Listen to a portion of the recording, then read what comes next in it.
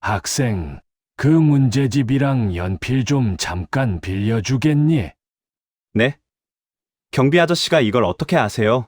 하지만 제 건방진 의심이 경악으로 바뀌는 데는 채 10초도 걸리지 않았습니다.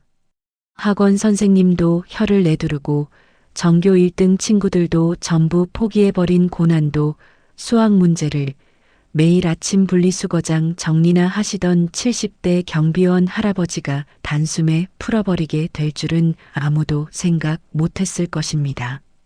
떨리는 손으로 문제집을 받아든 할아버지가 안경을 고쳐 쓰고 수식을 적어 내려가던 그 짧은 순간 낡은 경비실의 공기는 완전히 달라졌습니다. 수십 년 전 세계 수학계의 찬사를 받다 돌연 자취를 감췄던 대한민국 수학계의 전설적인 거장. 도대체 그는 왜 모든 명예를 버리고 우리 아파트 경비실에 숨어 있었던 걸까요? 이야기 시작 전 좋아요와 구독을 눌러주세요. 또 어디서 시청하고 계신가요? 댓글로 지역을 남겨주시면 그곳에 좋은 일만 가득하길 기원하겠습니다. 늦은 가을의 저녁이었습니다. 아파트 단지 경비실의 형광등 불빛이 어스름한 밤 공기 속에서 유난히 밝게 빛나고 있었습니다. 그 안에는 70대 중반으로 보이는 한 남자가 앉아 있었습니다. 회색빛 경비복을 단정하게 차려입은 그는 CCTV 모니터를 바라보며 조용히 자신의 시간을 보내고 있었습니다. 아파트 주민들은 그를 그저 경비 아저씨라고 불렀습니다. 말수가 적고 항상 예의 바른 인사만 건네는 평범한 노인이라고 생각했습니다. 누구도 그의 과거에 대해 묻지 않았고 그 역시 자신에 대해 먼저 이야기하지 않았습니다. 그저 매일 아침 일찍 나와 단지를 정리하고 밤늦게까지 불을 밝히며 주민들의 안전을 지키는 사람. 사람들의 기억 속에서 그는 그런 존재였습니다. 그날도 여느 때처럼 조용한 저녁이었습니다. 단지 안놀이터에서는 아이들의 웃음소리가 점점 잦아들고 있었습니다. 하나둘 집으로 돌아가는 아이들의 뒷모습을 바라보던 경비 아저씨는 문득 자신의 먼 과거를 떠올렸습니다. 그가 젊었을 때 대학 강의실에서 학생들을 가르치던 시절의 모습들이 희미하게 스쳐 지나갔습니다.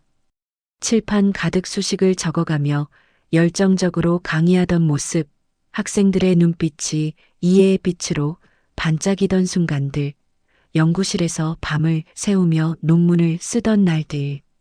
그 모든 것이 마치 다른 사람의 인생처럼 느껴졌습니다. 하지만 그는 곧 그 생각을 떨쳐냈습니다. 이제는 그저 평범한 노년을 보내는 것이 그의 일상이었으니까요. 과거의 영광이나 업적은 더 이상 중요하지 않았습니다. 지금 이 순간, 이 작은 경비실에서 주민들에게 작은 도움이 되는 것, 그것이면 충분했습니다. 경비 아저씨는 창밖을 바라보았습니다. 가로등 불빛 아래로 낙엽이 떨어지고 있었습니다. 계절은 어김없이 변하고 시간은 흘러갔습니다. 그는 자신도 그렇게 세월의 흐름 속에서 조용히 사라져갈 것이라고 생각했습니다. 특별할 것도 기억될 것도 없는 평범한 노인으로서 말입니다.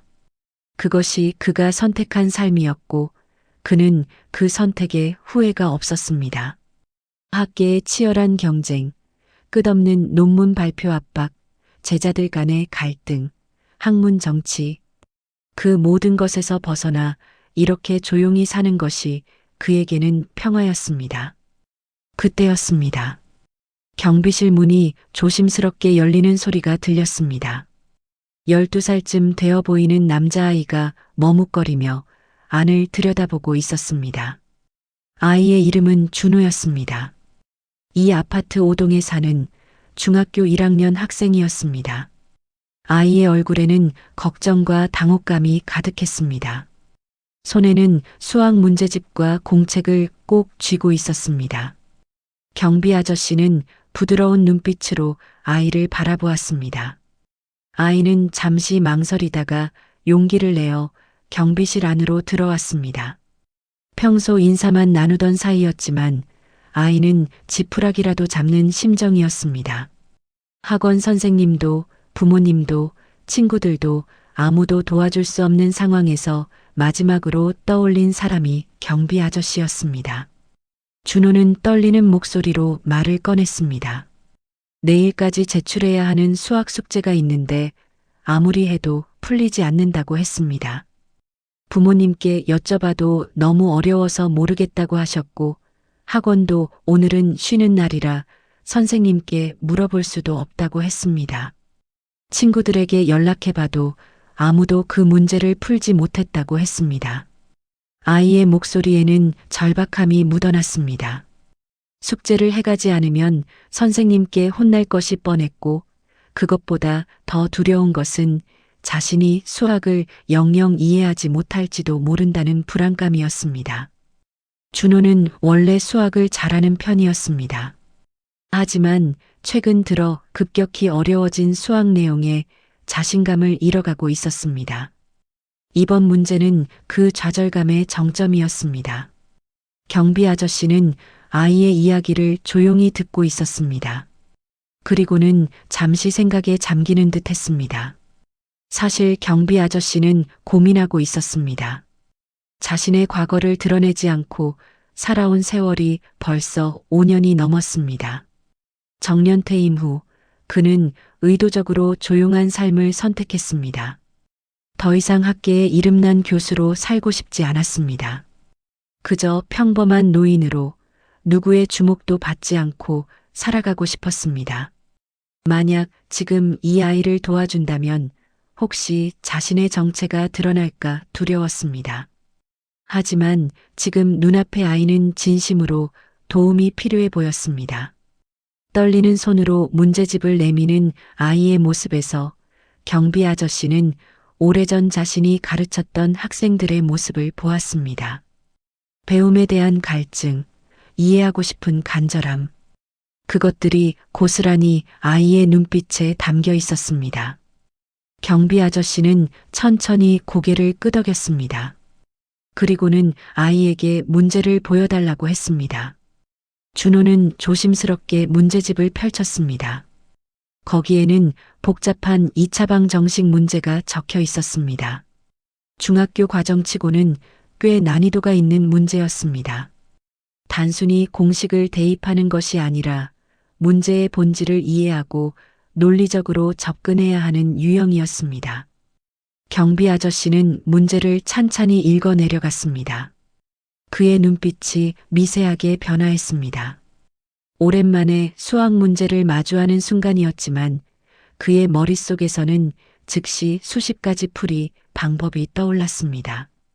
수십 년 동안 연마한 수학적 직관은 여전히 날카로웠습니다. 그는 잠시 망설였습니다. 너무 빠르게 풀어버리면 아이가 의아해할 수도 있었습니다.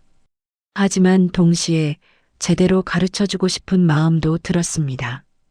단순히 답만 알려주는 것이 아니라 왜 그렇게 풀어야 하는지, 수학의 논리가 무엇인지 이해시켜주고 싶었습니다. 그것이 진정한 배움이라고 그는 평생 믿어왔습니다. 경비 아저씨는 준호에게 연필과 종이를 빌려달라고 했습니다. 그리고는 차분한 목소리로 설명을 시작했습니다. 그의 손끝에서 연필이 움직이기 시작했고 종이 위에는 하나씩 풀이 과정이 적혀 나갔습니다. 숫자와 기호들이 마치 살아있는 것처럼 종이 위에서 춤을 추었습니다. 놀라운 일이 벌어졌습니다. 경비 아저씨의 설명은 명쾌했습니다.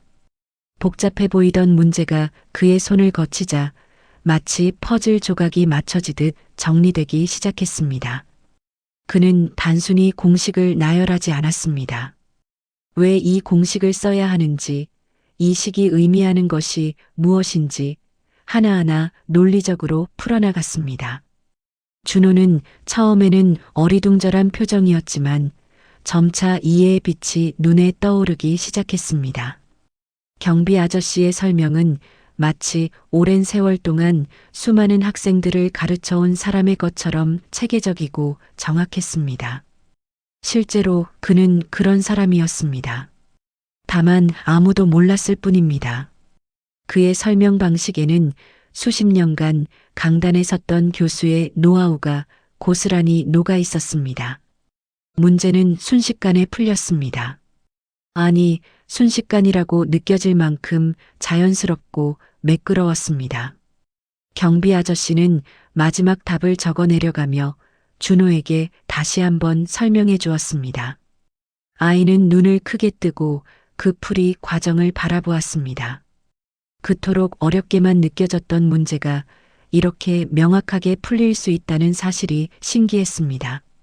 경비 아저씨는 미소를 지으며 아이에게 말했습니다. 이해가 되느냐고, 혹시 더 궁금한 것은 없느냐고 물었습니다. 준호는 고개를 끄덕이며 감사하다고 말했습니다. 그런데 아이의 표정에는 감사함과 함께 의문이 섞여 있었습니다. 일반 경비 아저씨가 이런 어려운 문제를 이렇게 쉽게 풀 수 있다는 것이 이상했습니다. 준호는 조심스럽게 물었습니다. 어떻게 이렇게 어려운 문제를 이렇게 쉽게 푸실 수 있느냐고, 혹시 수학을 전공하셨느냐고 물었습니다. 경비 아저씨는 잠시 침묵했습니다. 그의 눈빛에는 복잡한 감정이 스쳐 지나갔습니다. 추억과 회한, 그리움과 체념이 뒤섞인 표정이었습니다. 그는 길게 한숨을 내쉬었습니다. 그리고는 천천히 입을 열었습니다. 오래전 일이라고, 젊었을 때 잠깐 수학을 가르친 적이 있다고 말했습니다. 아주 짧게, 간단하게 말했지만 그 말 속에는 긴 세월의 무게가 담겨 있었습니다. 수십 년의 학자 생활, 수많은 논문과 제자들, 그리고 그 모든 것을 내려놓은 결정. 그 모든 이야기가 그 짧은 말 속에 압축되어 있었습니다. 하지만 준호는 직감적으로 느꼈습니다. 이 할아버지가 그저 잠깐 수학을 가르친 사람이 아니라는 것을요. 그 풀이의 깊이와 설명의 명확함은 단순히 취미로 수학을 공부한 사람의 것이 아니었습니다. 수십 년간 수학과 함께 살아온 사람, 수학을 완전히 자신의 것으로 만든 사람만이 가질 수 있는 통찰력이었습니다. 아이는 더 궁금해졌지만 경비 아저씨의 표정에서 더 이상 묻지 말아야 할 것 같은 분위기를 느꼈습니다. 대신 준호는 진심으로 고개 숙여 인사했습니다. 정말 감사하다고, 덕분에 숙제를 할 수 있게 되었다고 말했습니다. 경비 아저씨는 부드럽게 미소 지으며 아이의 머리를 쓰다듬었습니다.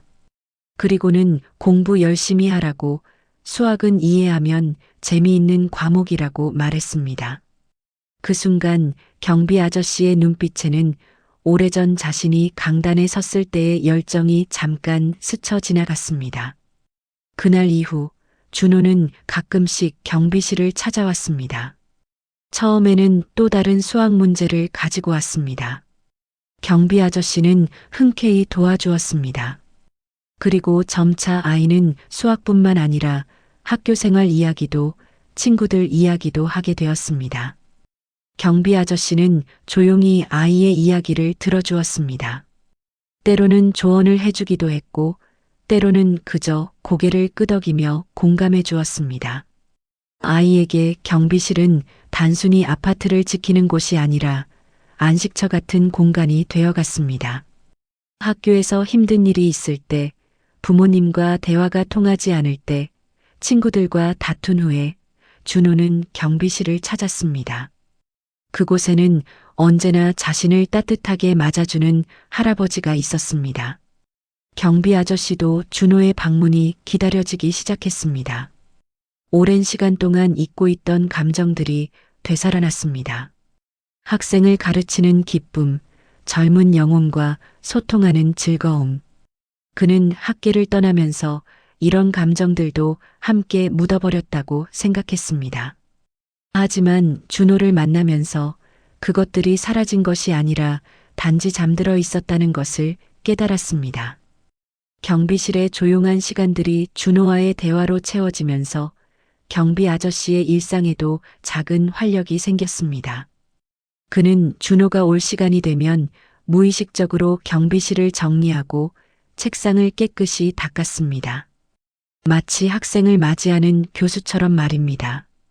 어느 날 저녁 준호는 학교 수학 선생님이 내준 특별 과제를 가지고 왔습니다. 전국 수학 경시대회 기출문제였는데 선생님이 관심 있는 학생들에게 도전해보라고 나눠준 것이었습니다. 문제는 상당히 난이도가 높았습니다.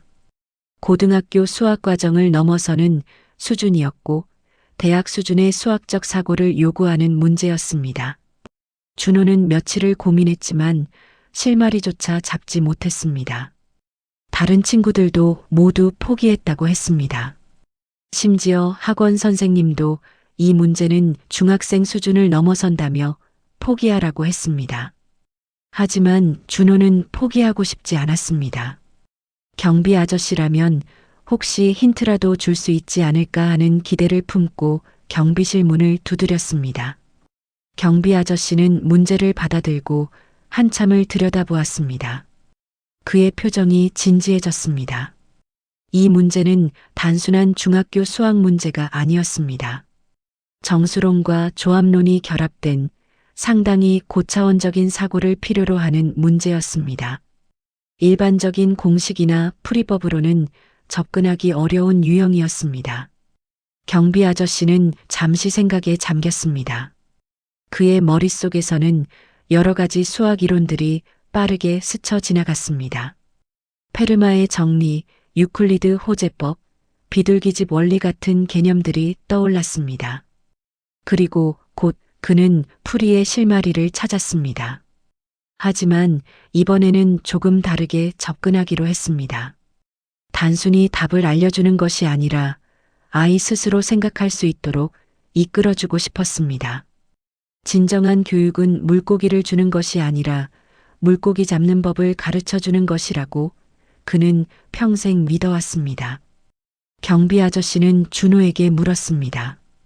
이 문제를 보고 가장 먼저 어떤 생각이 들었느냐고, 어떤 접근을 시도해 봤느냐고 물었습니다. 준호는 자신이 시도했던 여러 방법들을 이야기했습니다. 공식을 대입해 봤지만 막혔고, 특수한 경우를 대입해 봤지만 일반화할 수 없었고, 그래프를 그려봤지만 규칙을 찾지 못했다고 말했습니다. 경비 아저씨는 고개를 끄덕이며 들었습니다. 그리고는 하나씩 왜 그 방법이 막힌 것인지 설명해 주었습니다. 동시에 다른 각도에서 생각해 볼 수 있는 방향을 제시해 주었습니다. 그의 설명은 마치 학생을 가르치는 교수의 그것과 같았습니다. 체계적이고 논리적이며 학생이 스스로 깨달을 수 있도록 유도하는 방식이었습니다. 준호는 점차 문제의 본질에 다가가고 있었습니다. 1시간 정도가 흘렀습니다. 경비실의 시계는 밤 9시를 가리키고 있었습니다. 준호는 드디어 문제의 핵심을 이해하기 시작했습니다. 경비 아저씨의 안내를 따라가다 보니 복잡해 보이던 문제가 명확한 구조를 가지고 있다는 것을 알게 되었습니다. 아이는 흥분된 목소리로 자신의 생각을 말했습니다. 경비 아저씨는 만족스러운 미소를 지었습니다. 그리고는 마지막 단계를 함께 풀어나갔습니다. 답이 도출되는 순간 준호의 얼굴에는 환한 미소가 번졌습니다. 단순히 문제를 풀었다는 기쁨이 아니라 수학의 논리를 이해했다는 성취감이었습니다. 그 순간 준호는 느꼈습니다. 수학이 단순한 계산이나 공식 암기가 아니라 하나의 아름다운 논리 체계라는 것을 깨달았습니다. 준호는 다시 한번 물었습니다. 이번에는 더 직접적으로 물었습니다. 할아버지는 정말 어디서 수학을 가르치셨냐고, 혹시 유명한 선생님이셨냐고 물었습니다. 경비 아저씨는 잠시 망설였습니다. 그리고는 천천히 고개를 저었습니다. 그저 옛날에 대학에서 잠깐 일했다고, 이제는 다 지난 일이라고 말했습니다. 하지만 그의 눈빛에는 말하지 못한 이야기들이 가득했습니다. 젊은 시절의 열정, 학문적 성취, 그리고 모든 것을 내려놓기까지의 긴 여정. 그 모든 것이 그의 눈 속에 담겨 있었습니다. 준호는 더 이상 묻지 않았습니다. 대신 마음속으로 생각했습니다. 이 할아버지는 분명 평범한 분이 아니라고, 언젠가는 그 이야기를 들을 수 있을 거라고 믿었습니다. 그러던 어느 날이었습니다. 준호의 어머니가 아파트 부녀회 모임에 참석했습니다. 거기서 우연히 옆동에 사는 한 주민과 이야기를 나누게 되었습니다. 그 주민은 인근 대학교에서 수학과 교수로 재직 중인 사람이었습니다. 대화 중에 준호 어머니는 우연히 경비 아저씨 이야기를 꺼냈습니다. 우리 아파트 경비 아저씨가 수학을 정말 잘 가르치신다고, 아이의 어려운 문제도 순식간에 풀어주셨다고 말했습니다. 그 순간 교수의 표정이 변했습니다. 혹시 그분 성함이 어떻게 되시냐고 물었습니다. 준호 어머니가 경비 아저씨의 이름을 말하자 교수는 눈을 크게 떴습니다. 그리고는 믿을 수 없다는 표정을 지었습니다. 교수는 믿을 수 없다는 표정으로 말했습니다. 그분이 바로 이 아파트에 계신다고, 자신이 대학원생 시절 가장 존경했던 교수님이라고 말했습니다. 준호 어머니는 어리둥절했습니다. 경비 아저씨가 교수였다니, 그것도 유명한 교수였다니 믿기지 않았습니다. 교수는 흥분된 목소리로 설명했습니다. 그분은 한국 수학계의 거목이었다고, 특히 정수론 분야에서 세계적으로 인정받는 학자였다고 말했습니다. 수많은 논문을 발표했고 제자들도 많이 배출했으며 학계에서 존경받는 분이었다고 했습니다. 국제학회에서 여러 차례 상을 받았고 그의 논문은 지금도 많은 학자들이 인용하고 있다고 했습니다. 그런데 10여 년 전 정년퇴임 후 갑자기 모든 학계 활동을 중단하고 사라지셨다고 했습니다. 많은 제자들과 동료들이 그를 찾았지만 아무도 그의 행방을 알 수 없었다고 말했습니다. 그 소식은 빠르게 아파트 단지에 퍼졌습니다. 주민들은 놀라움을 감추지 못했습니다. 매일 아침 단지를 청소하고 택배를 정리하며 조용히 인사만 건네던 그 경비 아저씨가 알고 보니 저명한 수학자였다는 사실이 충격적이었습니다. 어떤 사람들은 그럴 리 없다며 의심했습니다. 하지만 그 교수가 직접 확인한 사실이었고 인터넷을 검색해 보니 과거 신문 기사들도 나왔습니다. 국제학회에서 상을 받은 기록, 중요한 정리를 증명한 논문, 제자들의 증언들이 모두 남아 있었습니다. 의심할 여지가 없었습니다. 경비실의 그 조용한 노인은 정말로 한국 수학계의 전설이었습니다. 기사 속 젊은 교수의 모습과 지금의 경비 아저씨 모습을 비교하며 사람들은 세월의 무게를 느꼈습니다. 이 소식이 알려지자 아파트 분위기가 묘하게 변했습니다. 어떤 주민들은 경비 아저씨를 대하는 태도가 달라졌습니다. 갑자기 극진하게 대하거나 어색하게 존댓말을 더 높이거나 혹은 반대로 왜 그런 분이 경비 일을 하시냐며 불편해하는 사람들도 있었습니다.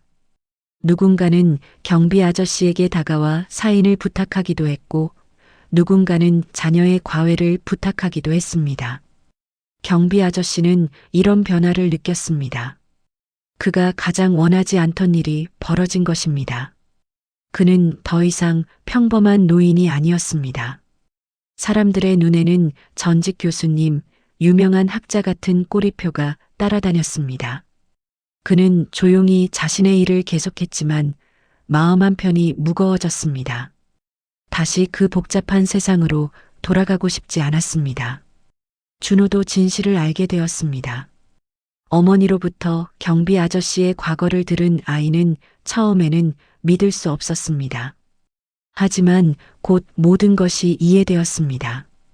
그토록 어려운 문제를 쉽게 푸시던 것, 설명이 그렇게 명확했던 것, 수학을 바라보는 깊이가 남달랐던 것, 모든 것이 설명되었습니다. 준호는 경비실을 찾아가는 것이 조심스러워졌습니다. 어떻게 대해야 할지 몰랐습니다.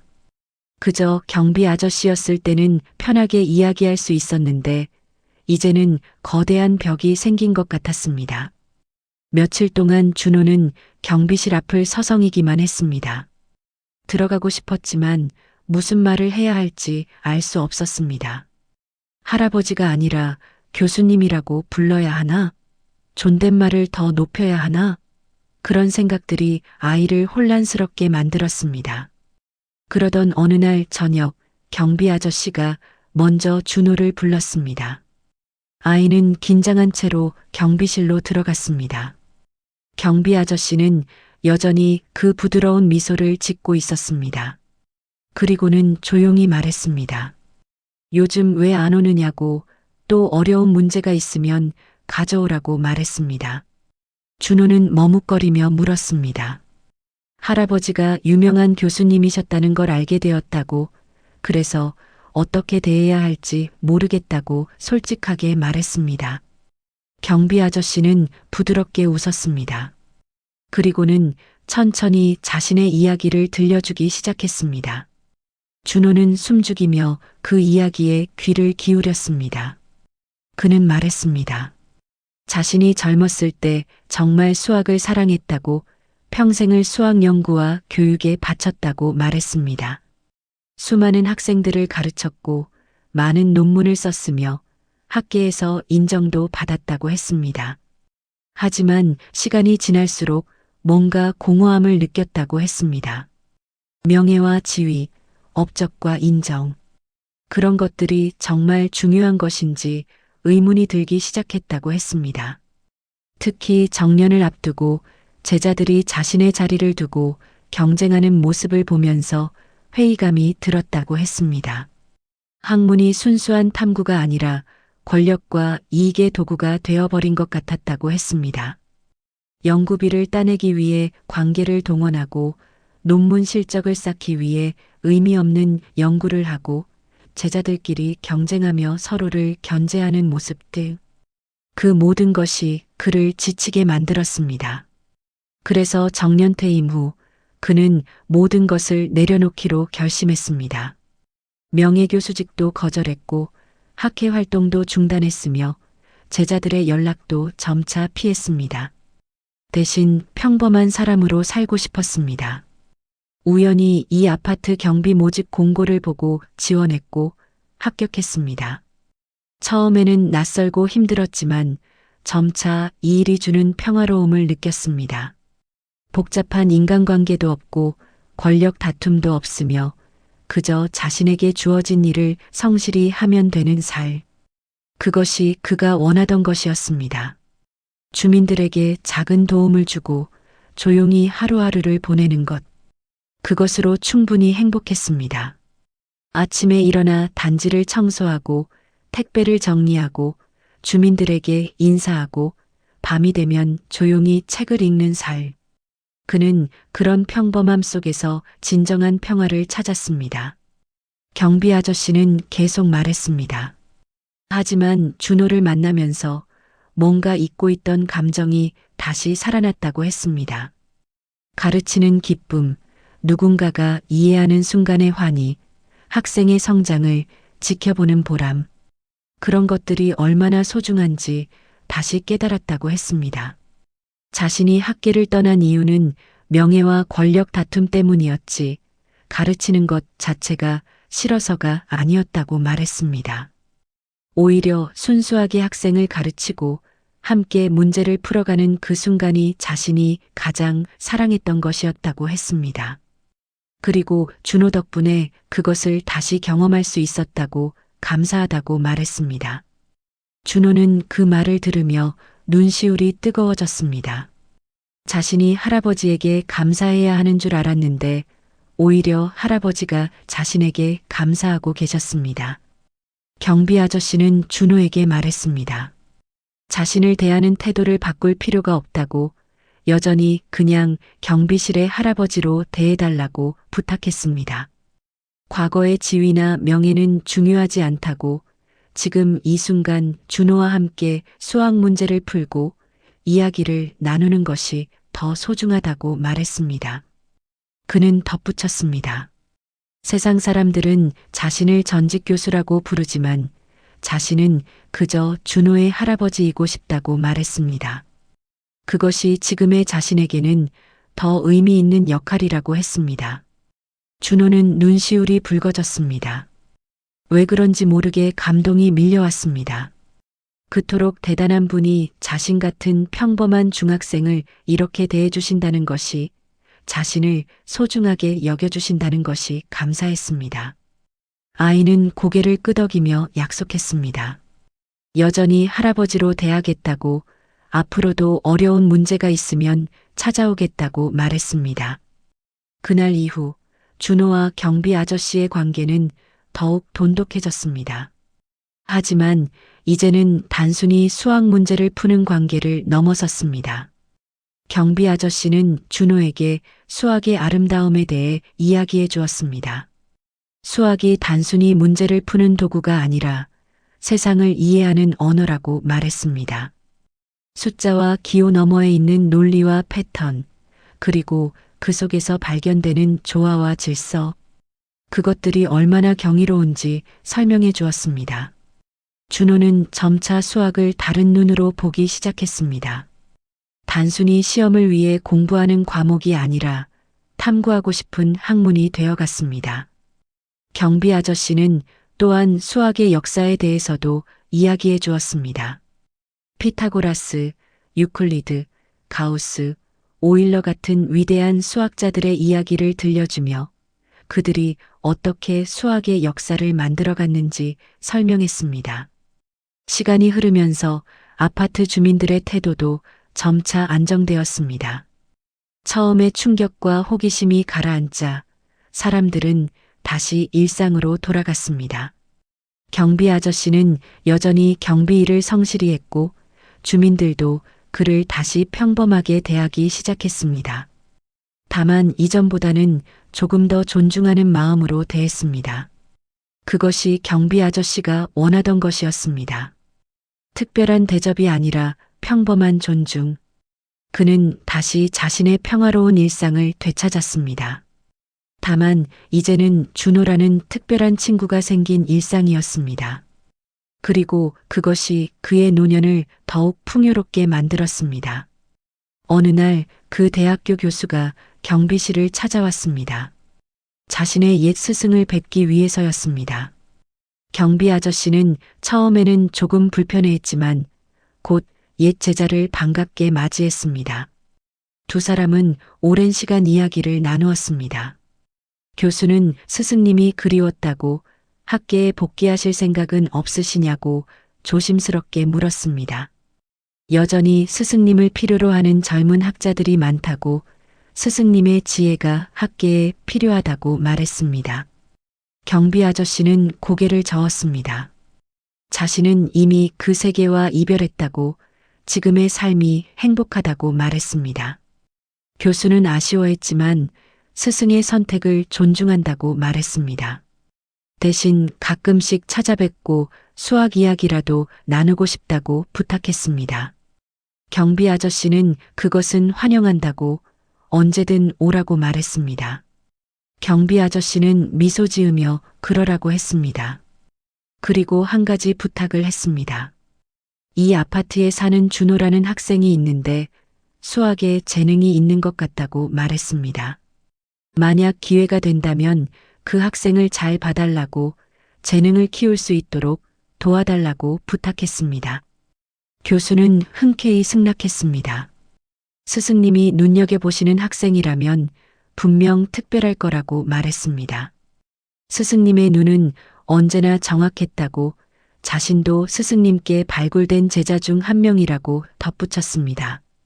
그날 이후 교수는 가끔씩 경비실을 찾았고 준호도 소개받았습니다. 준호에게는 대학 교수와 직접 이야기를 나눌 수 있는 소중한 기회가 생긴 것입니다. 교수는 준호에게 대학의 수학 강연에 초대하기도 했고 좋은 수학 책들을 추천해 주기도 했습니다. 시간이 더 흘렀습니다. 준호는 중학교를 거쳐 고등학교에 진학했습니다. 수학에 대한 관심은 더욱 깊어졌고 성적도 눈에 띄게 향상되었습니다. 전국 수학 경시 대회에도 출전해서 좋은 성적을 거두었습니다. 그 모든 과정에서 경비 아저씨는 조용히 응원해 주었습니다. 때로는 어려운 문제에 대한 힌트를 주기도 했고, 때로는 그저 따뜻한 격려를 해 주었습니다. 준호에게 경비 아저씨는 선생님 이상의 존재가 되어 있었습니다. 인생의 멘토이자 진정한 스승이었습니다. 준호가 상을 받았을 때 가장 먼저 달려간 곳은 경비실이었습니다. 경비 아저씨는 준호의 상장을 보며 흐뭇하게 웃었습니다. 그리고는 말했습니다. 자랑스럽다고 하지만 상보다 더 중요한 것은 수학을 사랑하는 마음이라고 당부했습니다. 고등학교 3학년이 된 준호는 대학 진학을 앞두고 고민에 빠졌습니다. 수학과에 진학하고 싶었지만 부모님은 더 안정적인 학과를 권했습니다. 의대나 공대에 가면 취업도 잘 되고 미래가 안정적이라고 말씀하셨습니다. 준호는 경비실을 찾았습니다. 경비 아저씨는 진지하게 아이의 이야기를 들었습니다. 그리고는 자신의 경험을 이야기해 주었습니다. 자신도 젊었을 때 주변의 반대를 무릅쓰고 수학을 선택했다고, 그것이 평생 후회하지 않는 선택이었다고 말했습니다. 하지만 동시에 학문의 길이 결코 쉽지 않다는 것도 정직하게 이야기해 주었습니다. 명예와 성공만 있는 것이 아니라 좌절과 실패도 있다고 말했습니다. 경쟁도 치열하고 때로는 외로운 길이기도 하다고 솔직하게 말했습니다. 경비 아저씨는 준호에게 말했습니다. 중요한 것은 자신이 진정으로 사랑하는 것을 선택하는 것이라고, 외부의 기준이 아니라 내면의 소리를 따르라고 조언했습니다. 수학이 정말 좋다면 그 길을 가라고 했습니다. 비록 어렵고 험난할지라도 자신이 사랑하는 일을 하는 삶이 가장 가치 있는 삶이라고 말했습니다. 다만 자신처럼 학문에만 매몰되지 말고 삶의 균형을 잃지 말라고 당부했습니다.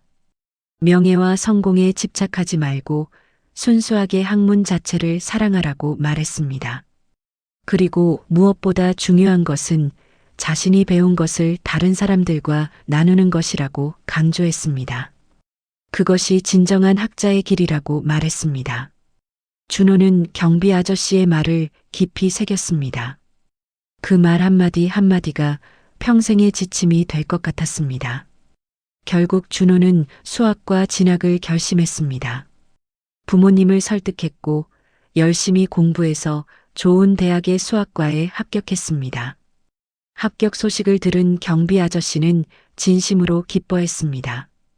준호는 대학 입학 전 경비실을 찾아와 감사 인사를 드렸습니다. 할아버지가 아니었다면 오늘의 자신은 없었을 거라고, 평생 잊지 못할 거라고 말했습니다.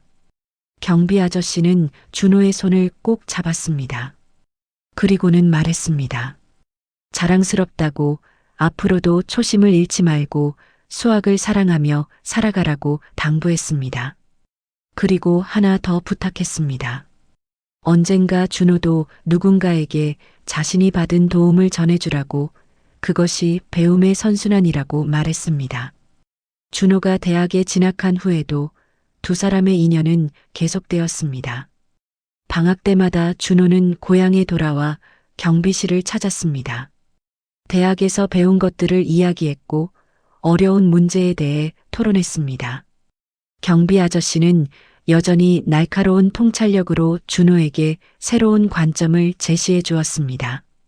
비록 수십 년 전에 학계를 떠났지만 그의 수학적 사고는 여전히 깊고 명확했습니다. 준호는 점차 깨달았습니다.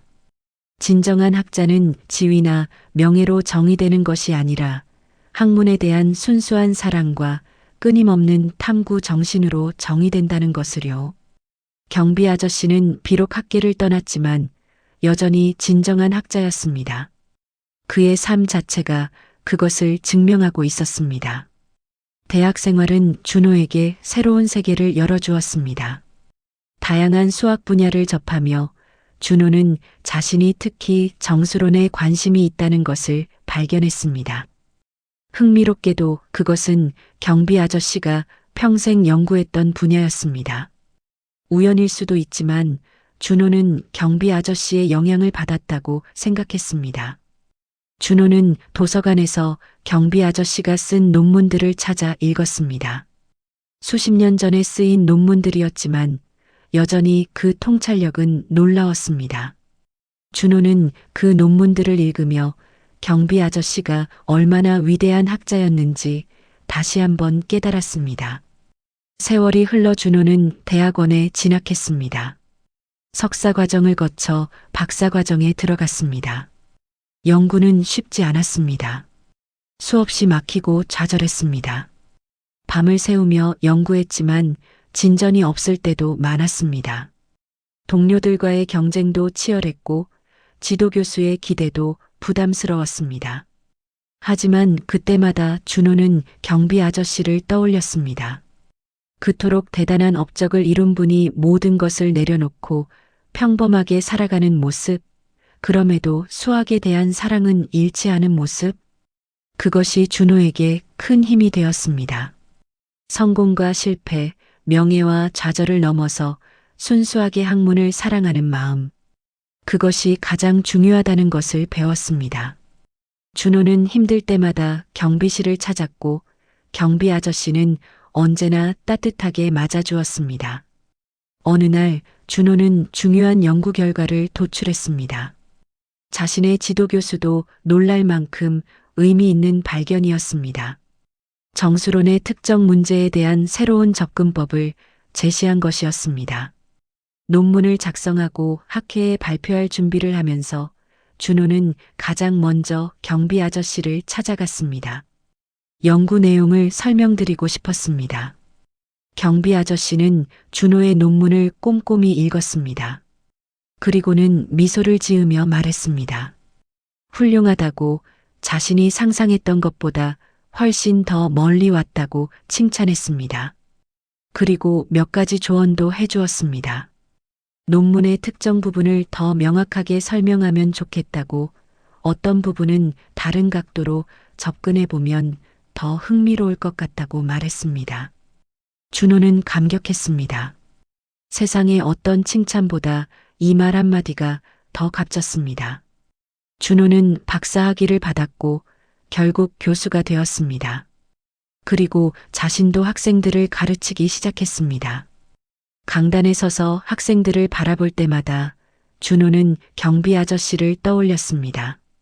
그분이 자신에게 해주셨던 것처럼 준호도 학생들에게 수학의 아름다움을 전하고 싶었습니다. 단순히 지식을 전달하는 것이 아니라 학문에 대한 사랑과 탐구 정신을 전하고 싶었습니다.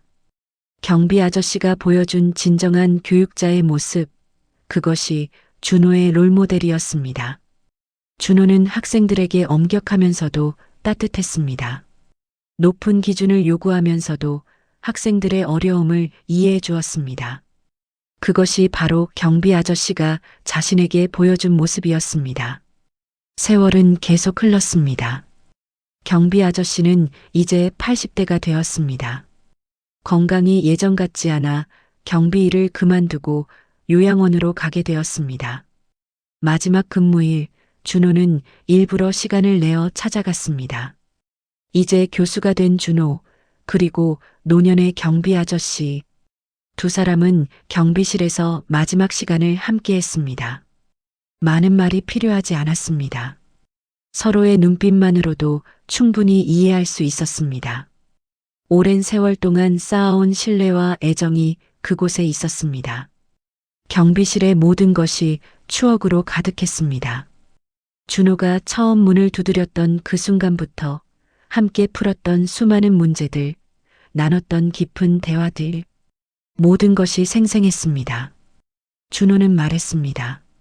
할아버지 덕분에 지금의 자신이 있다고, 평생 감사하며 살겠다고 말했습니다. 경비 아저씨는 고개를 저었습니다.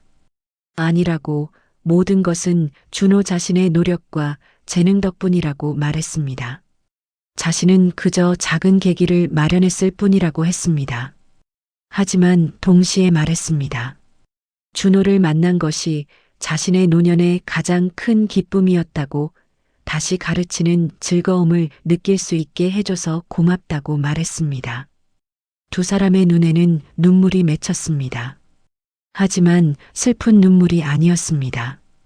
감사와 존경, 그리고 깊은 유대감의 눈물이었습니다. 경비 아저씨는 준호에게 마지막 당부를 했습니다. 자신이 해주었던 것처럼 준호도 다른 학생들에게 해주라고 말했습니다. 그것이 배움의 선순환이라고, 그것이 진정한 교육의 의미라고 강조했습니다.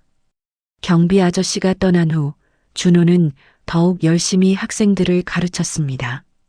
경비 아저씨가 자신에게 해주셨던 것처럼 준호도 학생들 한 명 한 명을 소중히 여겼습니다. 단순히 성적이 좋은 학생만이 아니라 어려움을 겪는 학생들에게도 관심을 기울였습니다. 시험 성적보다는 수학에 대한 진정한 이해와 사랑을 심어주려 노력했습니다. 학생들은 준호 교수를 존경했습니다. 단순히 지식이 많아서가 아니라 진심으로 학생들을 아끼는 마음이 느껴졌기 때문입니다. 준호는 경비 아저씨가 자신에게 했던 것처럼 학생들의 인생 고민도 들어주었고 진로에 대한 조언도 해주었습니다. 그는 단순한 교수가 아니라 학생들의 멘토가 되었습니다. 어느 날 준호는 한 학생으로부터 질문을 받았습니다. 교수님은 왜 이렇게 학생들에게 친절하시냐고, 무엇이 교수님을 이렇게 만들었냐고 물었습니다. 준호는 잠시 생각에 잠겼습니다. 그리고는 천천히 이야기하기 시작했습니다. 자신이 중학생이었을 때 한 경비 아저씨를 만났던 이야기를요. 그분이 어떻게 자신의 인생을 바꿔놓았는지, 무엇을 가르쳐 주셨는지 이야기했습니다. 학생들은 숨죽이며 그 이야기를 들었습니다. 그리고 깊은 감동을 받았습니다. 준호는 이야기를 마치며 말했습니다. 우리는 모두 누군가에게 경비 아저씨 같은 존재가 될 수 있다고, 지위나 명예와 상관없이 진심으로 다른 사람을 도울 수 있다고 말했습니다. 준호는 학생들에게 말했습니다. 진정한 스승은 학위나 지위로 정의되지 않는다고, 때로는 예상치 못한 곳에서 예상치 못한 모습으로 나타난다고 말했습니다. 중요한 것은 그 사람이 가진 지식이나 명예가 아니라 다른 사람을 진심으로 아끼고 성장시키려는 마음이라고 했습니다. 경비 아저씨는 모든 것을 내려놓았지만 가장 중요한 것은 잃지 않았다고 말했습니다. 바로 학생을 사랑하는 마음, 지식을 나누는 기쁨, 그리고 학문에 대한 순수한 열정이었습니다. 그것이 진정한 교육자의 모습이라고 준호는 믿었습니다. 학생들은 그 이야기를 듣고 크게 감동받았습니다. 몇몇 학생들은 나중에 준호 교수께 편지를 보냈습니다. 자신들도 언젠가 누군가에게 그런 영향을 미치고 싶다고 썼습니다. 세월이 더 흘러 준호도 중년이 되었습니다. 이제는 자신의 제자들도 교수가 되고 연구자가 되었습니다. 준호는 가끔씩 요양원을 방문했습니다. 경비 아저씨는 이제 많이 노쇠해졌지만 여전히 준호를 보면 환한 미소를 지었습니다. 두 사람은 함께 수학 이야기를 나눴습니다. 비록 경비 아저씨의 기억력은 예전 같지 않았지만 수학에 대한 직관과 통찰은 여전했습니다. 준호는 그 시간들이 소중했습니다. 자신을 있게 해준 은인과 함께하는 순간들이었습니다. 준호는 경비 아저씨에게 자신의 제자들 이야기를 해주었습니다. 얼마나 많은 학생들이 수학자가 되었는지, 그들이 얼마나 열심히 연구하고 있는지 이야기했습니다. 경비 아저씨는 흐뭇하게 웃으며 들었습니다. 어느 가을날 준호는 경비 아저씨로부터 한 통의 편지를 받았습니다. 손글씨로 쓴 편지였는데 글씨는 떨렸지만 내용은 명확했습니다. 경비 아저씨는 준호에게 감사하다고 썼습니다. 자신의 노년을 의미 있게 만들어줘서 고맙다고, 다시 한번 가르치는 기쁨을 느끼게 해줘서 감사하다고 썼습니다. 그리고 부탁했습니다. 자신이 준호에게 했던 것처럼 준호도 다른 학생들에게 해주라고 당부했습니다. 지식뿐만 아니라 사랑과 관심을 전해주라고, 그것이 진정한 교육이라고 썼습니다. 준호는 편지를 읽으며 눈물을 흘렸습니다. 그 편지는 준호에게 평생의 지침이 될 것이었습니다. 준호는 그 편지를 액자에 넣어 연구실에 걸어두었습니다. 그리고 힘들 때마다 그 편지를 읽으며 다시 힘을 얻었습니다. 그해 겨울, 경비 아저씨는 조용히 세상을 떠났습니다. 장례식에는 많은 사람들이 찾아왔습니다. 과거의 제자들, 학계 동료들, 그리고 아파트 주민들이 모였습니다. 준호는 추도사를 맡았습니다. 그는 떨리는 목소리로 경비 아저씨와의 인연을 이야기했습니다. 한 경비 아저씨가 어떻게 한 소년의 인생을 바꿔놓았는지, 그리고 그것이 얼마나 큰 파급 효과를 가져왔는지 설명했습니다. 준호 자신뿐만 아니라 준호가 가르친 수많은 학생들, 그리고 그 학생들이 영향을 미칠 미래의 사람들까지. 경비 아저씨의 작은 친절은 이렇게 큰 물결을 만들어냈습니다. 준호는 목소리를 가다듬으며 계속 말했습니다. 경비 아저씨는 학문적 업적으로도 위대했지만 더 위대한 것은 한 사람의 인생을 바꾼 것이라고 말했습니다. 준호는 추도사에서 말했습니다. 경비 아저씨는 자신에게 수학만 가르쳐 준 것이 아니라고 인생을 가르쳐 주셨다고 말했습니다. 진정한 성공은 명예나 지위가 아니라 다른 사람에게 긍정적인 영향을 미치는 것이라고 배웠다고 했습니다.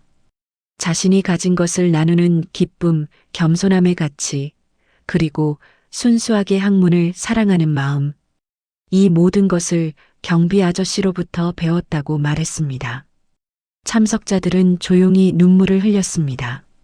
한 사람의 삶이 얼마나 많은 이들에게 영향을 미칠 수 있는지 깊이 느꼈습니다. 장례식이 끝난 후 많은 사람들이 준호에게 다가와 자신들도 경비 아저씨로부터 영감을 받았다고 말했습니다. 과거의 제자들은 스승님을 다시 만나지 못한 것이 아쉽다고 했습니다. 장례식이 끝난 후 준호는 경비 아저씨의 유품을 정리하게 되었습니다. 요양원 방에는 많지 않은 물건들이 있었습니다. 그 중에는 낡은 수학책 몇 권과 노트들이 있었습니다. 준호는 그 노트를 펼쳐보았습니다. 거기에는 경비 아저씨가 틈틈이 적어놓은 수학 문제들과 풀이가 있었습니다. 마지막 장에는 준호에게 쓴 편지가 있었습니다. 공개하지 말았던 마지막 당부였습니다. 경비 아저씨는 썼습니다. 자신의 인생에서 가장 행복했던 순간은 화려한 학자였을 때가 아니라 경비실에서 준호와 함께 수학 문제를 풀던 그 시간들이었다고 말했습니다. 그 순간들이 진정으로 의미 있었다고, 그것이 진정한 교육의 본질이었다고 썼습니다. 그 편지에는 계속 이렇게 적혀 있었습니다. 젊었을 때는 업적과 명예를 좇았지만 노년에 깨달았다고 했습니다. 진정한 가치는 자신이 남긴 논문이나 받은 상이 아니라 자신이 영향을 미친 사람들이라는 것을요. 특히 준호 같은 제자를 만난 것이 자신의 인생에서 가장 큰 축복이었다고 썼습니다. 그리고 마지막으로 부탁했습니다. 이 경험을 다른 사람들과 나눠달라고, 진정한 교육의 의미를 전해달라고 당부했습니다. 준호는 편지를 가슴에 품었습니다. 그리고 다짐했습니다. 이 메시지를 평생 실천하며 살겠다고 결심했습니다. 경비 아저씨의 유산을 지켜나가겠다고 약속했습니다. 이후 준호는 더욱 적극적으로 학생들을 돌보았습니다. 성적이 부진한 학생들을 위한 무료 보충 수업을 시작했고, 경제적으로 어려운 학생들을 위한 장학금을 만들었습니다. 자신이 받은 사랑을 다시 나누는 것이었습니다. 학생들은 준호 교수의 진심을 느꼈고 그 영향을 받아 자신들도 다른 사람들을 돕기 시작했습니다. 경비 아저씨가 시작한 선한 영향력의 물결은 이렇게 계속 퍼져나갔습니다. 한 사람의 작은 친절이 얼마나 큰 변화를 만들 수 있는지 보여주는 살아있는 증거였습니다. 준호의 제자들 중 일부는 나중에 교수가 되었고 그들도 같은 방식으로 학생들을 가르쳤습니다. 경비 아저씨의 교육 철학은 이렇게 세대를 넘어 전해졌습니다. 준호는 경비 아저씨의 이야기를 책으로 썼습니다. 제목은 경비실의 교수님이었습니다. 한 저명한 수학자가 모든 것을 내려놓고 경비가 되었고 그곳에서 한 소년을 만나 진정한 교육의 의미를 다시 발견한 이야기였습니다. 책은 큰 반향을 일으켰습니다. 많은 교육자들이 감동을 받았고 자신들의 교육 방식을 돌아보게 되었습니다. 성적과 업적만이 아니라 학생 개개인에게 진심으로 관심을 기울이는 것의 중요성을 깨달았습니다. 경비 아저씨의 삶은 이렇게 많은 사람들에게 영감을 주었습니다. 책은 베스트셀러가 되었고 여러 언어로 번역되었습니다. 전 세계의 교육자들이 이 이야기를 읽고 감동받았습니다. 그 책을 읽은 한 젊은 교사가 준호에게 편지를 보냈습니다. 자신도 비슷한 경험이 있다고 자신을 변화시킨 스승에 대해 이야기했습니다. 그리고 이제 자신도 학생들에게 그런 스승이 되고 싶다고 썼습니다. 준호는 답장을 보냈습니다. 그렇게 하라고, 당신이 받은 사랑을 학생들에게 전해주라고 격려했습니다. 그것이 바로 경비 아저씨가 원했던 것이라고 말했습니다. 이렇게 경비 아저씨의 유산은 계속해서 전해졌고 더 많은 사람들의 삶에 영향을 미쳤습니다. 준호는 전국 각지의 학교와 대학에서 강연 요청을 받았습니다. 그는 기꺼이 시간을 내어 경비 아저씨의 이야기를 전했습니다. 세월이 흘러 준호도 정년을 맞이하게 되었습니다. 마지막 강의 날 그는 학생들에게 경비 아저씨의 이야기를 다시 한번 들려주었습니다. 그리고 말했습니다. 여러분도 언젠가 누군가에게 이런 영향을 미칠 수 있다고, 지위나 명예와 상관없이 진심으로 다른 사람을 도울 수 있다고 말했습니다. 그것이 진정한 성공이고 의미 있는 삶이라고 강조했습니다. 학생들은 기립박수로 준호 교수의 마지막 강의에 감사를 표했습니다. 많은 학생들의 눈에는 눈물이 맺혀 있었습니다. 준호는 강단을 내려오며 생각했습니다. 경비 아저씨가 자랑스러워하실 것 같다고, 자신이 그분의 뜻을 잘 이어받았기를 바란다고 생각했습니다. 퇴임 후 준호는 봉사활동을 시작했습니다.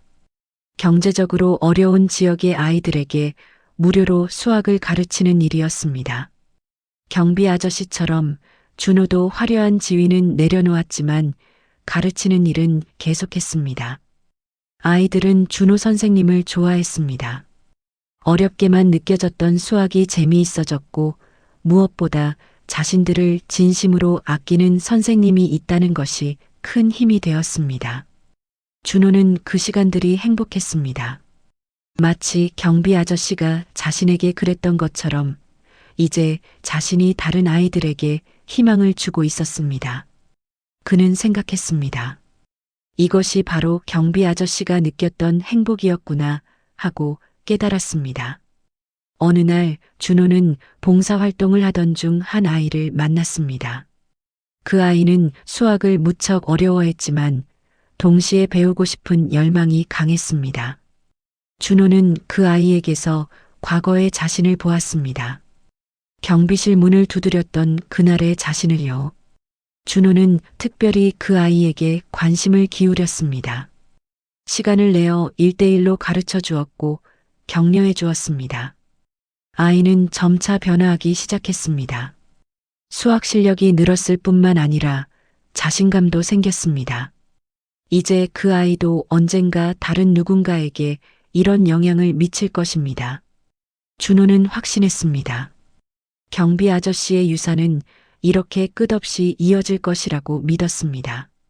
준호는 깨달았습니다. 경비 아저씨가 자신에게 해준 것이 단순히 수학 문제를 풀어준 것이 아니었다는 것을요. 그것은 한 사람의 가능성을 믿어주고 성장할 수 있도록 지지해 준 것이었습니다. 그리고 가장 중요한 것은 진정한 교육이 무엇인지 몸소 보여준 것이었습니다. 지식의 전달이 아니라 영혼의 교감, 성적의 향상이 아니라 인격의 성장. 그것이 진정한 교육이었습니다. 준호는 이제 그것을 완전히 이해했고 자신의 삶으로 실천하고 있었습니다. 그는 매일 아침 일어나 거울을 보며 다짐했습니다. 오늘도 누군가에게 경비 아저씨 같은 존재가 되겠다고 말입니다. 지금도 준호는 가끔씩 그 아파트 단지를 찾아갑니다. 경비실은 이제 다른 사람이 지키고 있지만 준호에게는 여전히 특별한 장소입니다. 그곳에서 자신의 인생이 바뀌었으니까요. 경비실 앞에 서서 과거를 회상합니다. 떨리는 마음으로 문을 두드렸던 그날, 경비 아저씨의 따뜻한 미소, 함께 풀었던 수학 문제들, 그리고 나눴던 깊은 대화들, 모든 것이 생생합니다. 그 기억들은 준호의 삶을 지탱하는 힘이었고 앞으로도 계속 그럴 것입니다. 준호는 때때로 새로운 경비 아저씨와도 이야기를 나눕니다. 그리고 전임자였던 분의 이야기를 해줍니다. 새 경비는 그 이야기를 들으며 감동받았고 자신도 주민들에게 더 친절하게 대하겠다고 말했습니다. 준호는 이제 70이 넘었습니다. 손주들도 생겼습니다. 가끔 손주들이 수학 문제를 가지고 오면 준호는 기쁜 마음으로 가르쳐 줍니다. 그리고 손주들에게 이야기해 줍니다. 할아버지가 어렸을 때 만났던 특별한 경비 아저씨에 대해서요. 어떻게 그분 덕분에 할아버지가 수학자가 되었는지, 그리고 그분이 가르쳐 주신 것들이 무엇인지 들려줍니다. 손주들은 할아버지의 이야기를 들으며 감동을 받습니다. 그리고 자신들도 누군가에게 그런 사람이 되고 싶다고 말합니다. 준호는 손주들을 안으며 생각합니다. 경비 아저씨의 유산은 이렇게 3대를 넘어 전해지고 있다고, 그것이 얼마나 아름다운 일인지 감사합니다. 이렇게 경비 아저씨의 유산은 계속 이어지고 있습니다. 세대를 넘어 사람에서 사람으로 전해지고 있습니다. 한 사람의 작은 친절이 만들어낸 파급 효과는 상상을 초월합니다. 그것은 단순히 한 소년을 변화시킨 것이 아니라 그 소년을 통해 수많은 학생들을 변화시켰고 그 학생들을 통해 또 다른 사람들을 변화시키고 있습니다. 이것이 바로 진정한 교육의 힘입니다. 지식의 전달을 넘어서 영혼을 깨우고 삶을 변화시키는 힘입니다. 준호는 종종 생각합니다. 만약 그날 저녁 경비실 문을 두드리지 않았다면 어떻게 되었을까 하고요. 하지만 그는 곧 깨닫습니다. 경비 아저씨 같은 분은 누군가를 도울 기회를 항상 찾고 있었을 것이라고 말입니다. 경비 아저씨는 생전에 많은 논문을 썼고 많은 상을 받았습니다. 하지만 그의 가장 큰 업적은 논문이나 상이 아니었습니다. 그것은 준호라는 한 소년의 인생을 바꾼 것이었고 그를 통해 수많은 사람들에게 영향을 미친 것이었습니다. 경비실에서의 그 조용한 시간들, 함께 수학 문제를 풀던 그 순간들이 실제로는 그의 인생에서 가장 중요한 순간들이었습니다. 명예와 지위를 내려놓았지만 가장 소중한 것은 잃지 않았습니다. 바로 다른 사람을 사랑하고 도우려는 마음이었습니다. 그것이 그의 진정한 유산이었고 그 유산은 지금도 살아 숨쉬고 있습니다.